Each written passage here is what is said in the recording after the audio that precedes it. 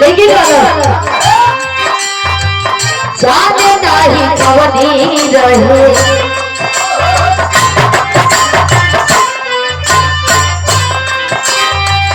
जाने नहीं कवनी रहे झूठा सारा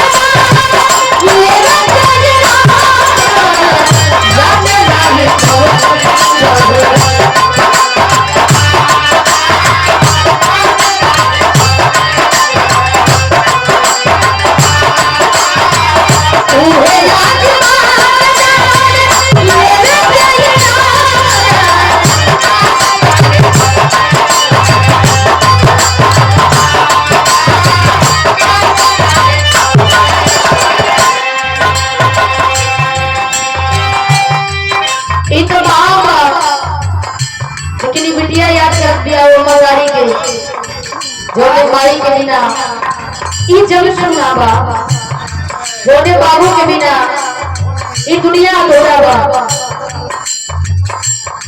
माँ बाबू और गुरु तीन लोग इन लोगों के भगवान से भी ऊंचा दर्जा रह गया बा। माता पिता और गुरु हमेशा भगवान से भी ऊंचा दर्जा रह गया बा।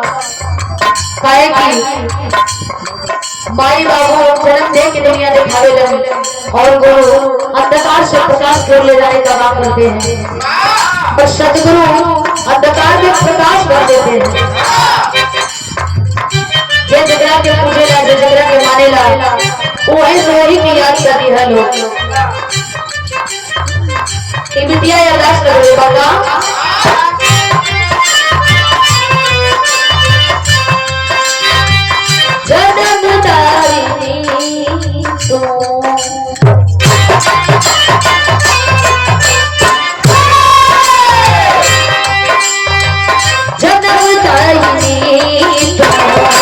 ममता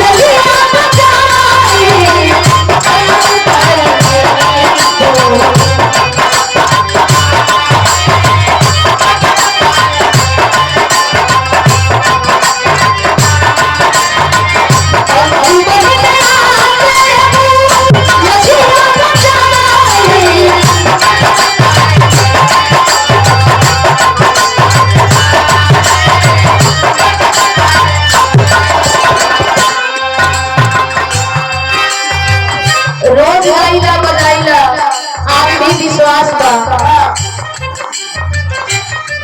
कि अपने बेटी के निराश ना हो। माई बाबू कबो बेटा बिटियन के बुरा ना चाहेला, हमेशा सोचेलन कि हमारा बेटा हमारी बेटी पढ़ लिख के अच्छा शिक्षा पावे, कामयाब हो जाए। माई 9 महीना अपने गर्भ में खून पसीना कतरा कतरा से सींच के 9 महीना धो के दर्द सहके दुनिया देखले बड़ी, और बाबू पूरा जीवन शादी पर बैठा के मेहनत मजदूरी करके और पढ़ाई लिखाई का काम करेलन, हमेशा उच्च शिक्षा दिलाने का काम करेलन। और वो सच्चा के तलाश के नया मार्ग अच्छा दिशा दिखाने का काम करेलन।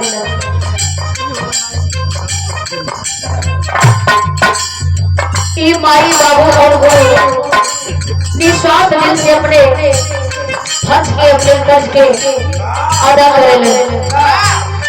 ये बिटिया बहुत दिया था